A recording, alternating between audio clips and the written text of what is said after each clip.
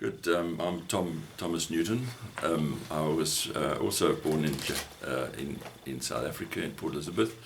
I went to school in Johannesburg, and there I met Edmund Oettle, the South African falconer, and we were at school together from in the early 1970s to 75, and we were.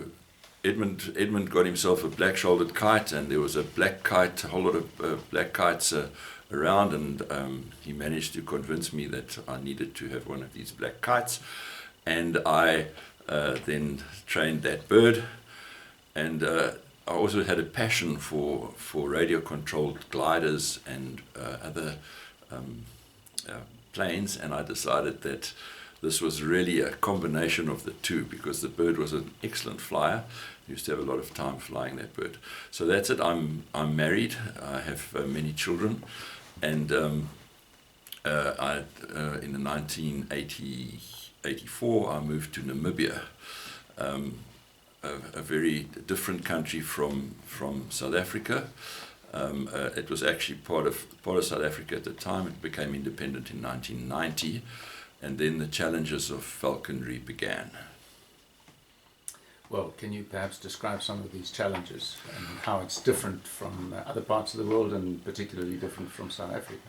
Okay. Well, obviously a new country has a change in legislation at the time of the change in government, and at the time they brought in many people, and there was a significant change in how things were done.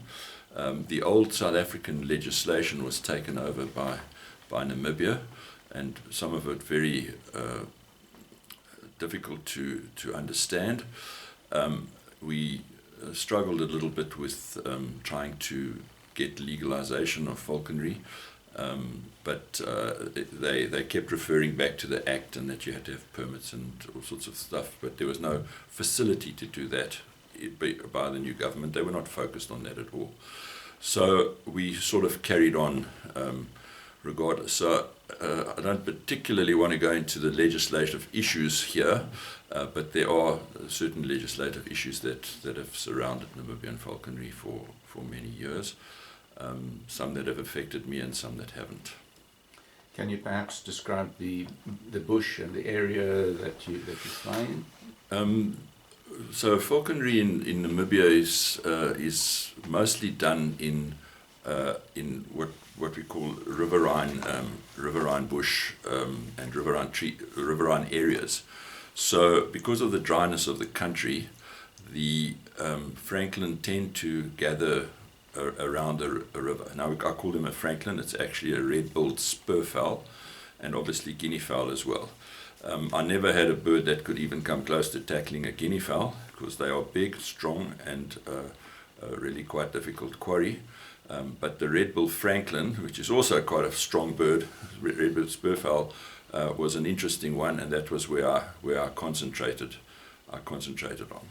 So often the flights included not additional waiting on, but the bird actually going up into the top of the trees and flying along with you from top of tree to the top of the tree, which was quite to me, I thought was quite a unique way of doing it.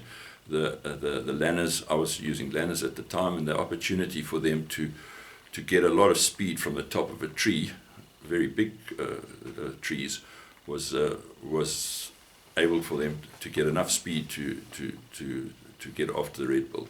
The red bill is also a bird that doesn't easily flush, so unfortunately there was a lot of running at the time, and as I got older, the running became more and more difficult. So I can't say I've done that hunting for a while. I think I last did it was about 10 years ago, and now it's I need to have I did have dogs at the time. I also had pointers. They were more efficient, but it's now I don't have pointers at the moment since I retired, and I'm not planning to get any more dogs at this stage. So I consider myself a retired falconer at the moment. Good. I think that wraps it up. Thank you. Thank you.